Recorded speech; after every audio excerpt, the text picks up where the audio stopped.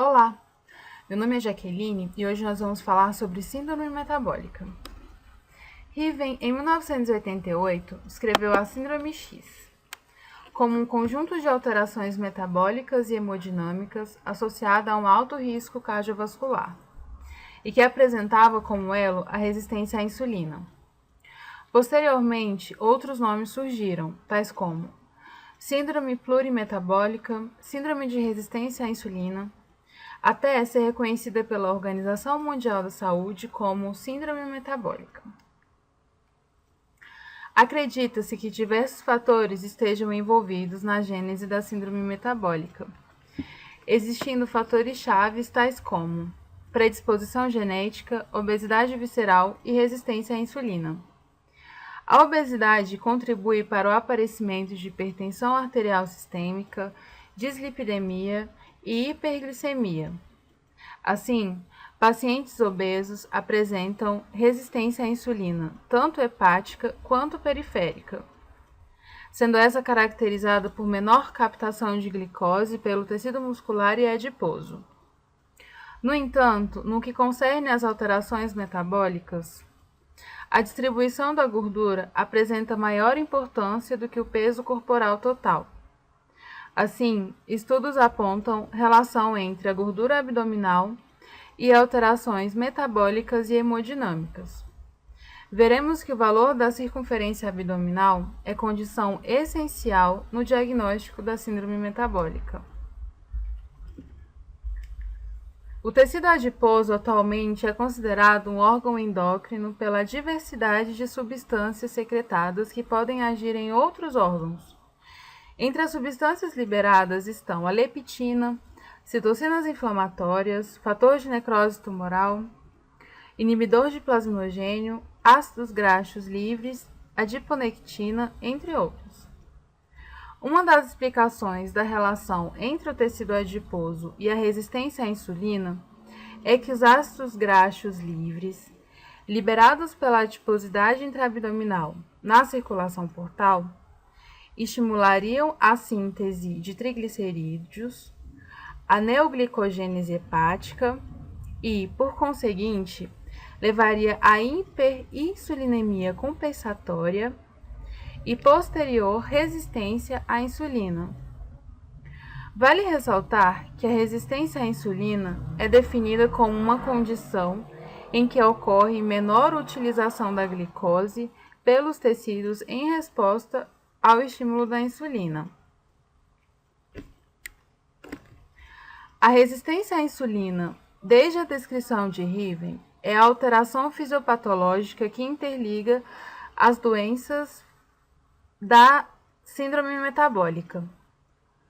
Assim, a resistência à insulina é capaz de alterar a atividade da lipase lipoproteica, levando à dislipidemia.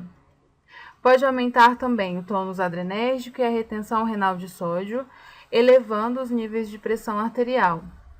E, quando a resistência à insulina está associada à falência relativa pancreática em manter a hiperinsulinemia compensatória, instala-se o diabetes mellitus tipo 2.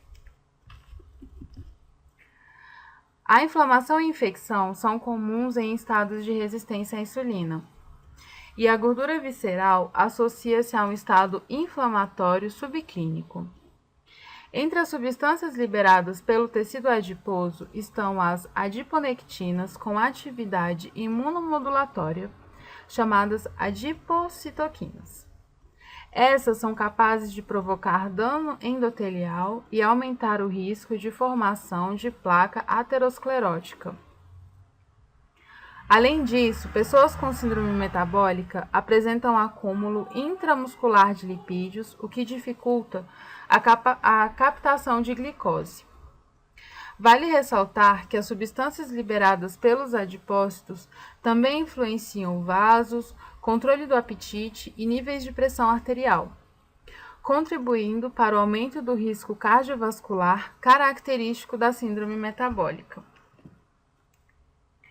O diagnóstico de síndrome metabólica requer a presença de obesidade abdominal como condição essencial e 2 ou mais dos seguintes critérios: Taxa de triglicerídeo maior ou igual a 150 mg por decilitro ou tratamento para hipertrigliceridemia.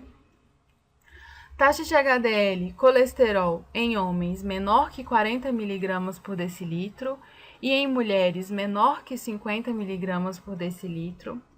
Hipertensão arterial sistêmica, caracterizada por pressão arterial sistólica maior ou igual a 130 milímetros de mercúrio ou tratamento para hipertensão, ou pressão arterial diastólica maior ou igual a 85 milímetros de mercúrio ou tratamento para hipertensão arterial sistêmica, e glicemia de jejum maior ou igual a 100 mg por decilitro ou tratamento para diabetes mellitus.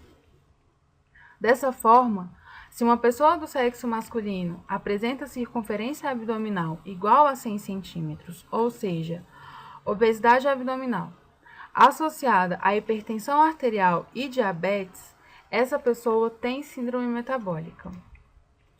A síndrome metabólica permite identificar indivíduos que apresentam risco 2 a 3 vezes maior de doenças cardiovasculares. Como exemplo de doenças cardiovasculares, a doença coronária, o acidente vascular cerebral e o infarto do miocárdio. Considerando que a obesidade abdominal é o principal fator determinante para a síndrome metabólica, a redução de peso é essencial para diminuir o risco cardiovascular. Para que isso aconteça, há medidas de intervenção na dieta, como ingestão de frutas e verduras, atividade física regular, mudança de hábitos, cirurgia bariátrica e farmacoterapia. Obrigada!